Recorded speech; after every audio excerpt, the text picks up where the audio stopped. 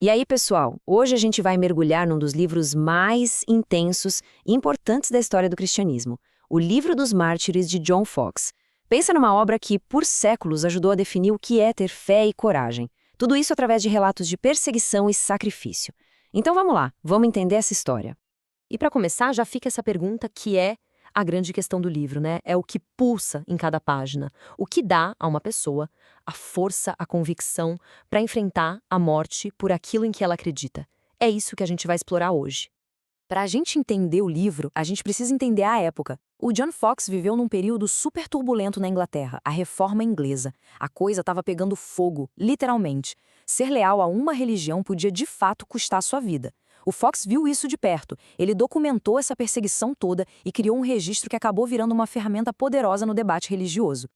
Mas antes da gente entrar de cabeça nas histórias, a gente precisa alinhar uma coisa.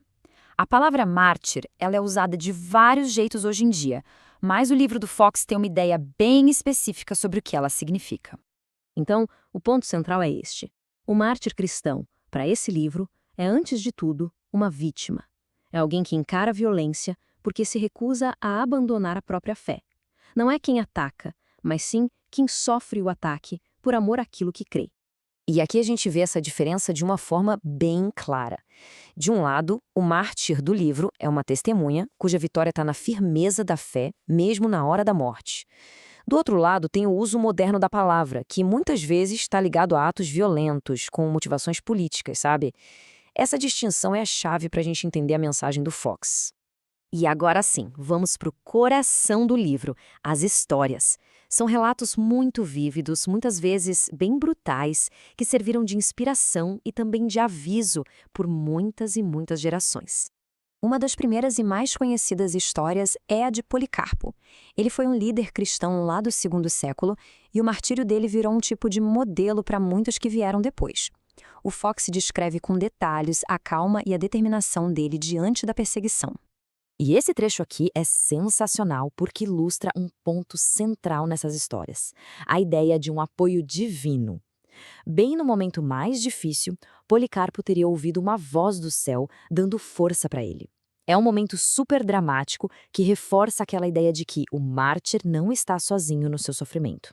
Conforme a gente lê as histórias, um padrão começa a aparecer. É quase um roteiro do martírio. Começa com a ameaça, a prisão. Depois vem o interrogatório, que é a chance de a pessoa negar a fé. O ponto alto é o testemunho, a recusa em ceder. E termina com a execução, que é descrita não como uma derrota, mas como uma passagem de vitória. Essa estrutura repetida ajudava a fixar a mensagem na cabeça dos leitores da época.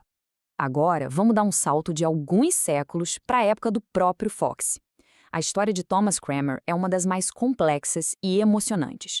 Ele era o arcebispo, uma figura super importante na Reforma Inglesa, só que ele foi preso durante o reinado da rainha católica Maria I e, sob uma pressão gigantesca, ele chegou a assinar documentos negando as suas crenças protestantes. Mas no momento final, quando ele já estava sendo levado para a fogueira, o Cranmer fez algo chocante, uma reviravolta total. Ele retirou o que tinha dito e fez essa declaração poderosa. Ele literalmente estendeu a mão direita, a mão que assinou os documentos, para o fogo, para que ela queimasse primeiro. Foi um ato final de arrependimento e de reafirmação da sua fé. É sem dúvida um dos momentos mais dramáticos do livro inteiro. O impacto dessas histórias foi muito além das páginas do livro. Vamos dar uma olhada em como o Livro dos Mártires ajudou a moldar a história. Então, por que esse livro importa tanto? Primeiro, ele ajudou a construir a identidade protestante, sabe? Criou uma história comum de heroísmo. Segundo, ele serviu como uma arma poderosa na guerra religiosa daquela época. Não era só um registro, era uma prova de que a causa da reforma era justa. E além disso, ele gravou essas histórias na memória das pessoas e documentou uma parte da história de perseguição que continua sendo estudada até hoje. E com isso a gente encerra a nossa análise. O livro do Foxe é um documento do seu tempo, claro, mas a questão principal que ele levanta, essa ainda vale. Independentemente da nossa crença, a imagem de alguém disposto a sacrificar tudo por um ideal é algo que continua a nos fascinar, não é? O que será que tem nessas histórias de tanta dor que ainda prende a nossa atenção até hoje? Se essa nossa conversa te fez pensar, já deixa o seu like e aproveita para seguir o canal Pneuma BR. E eu quero saber sua opinião. Comenta aqui embaixo o que mais te impactou nessas histórias. Ah, e claro, ativa as notificações para não perder os próximos conteúdos, combinado? Fica aí a reflexão.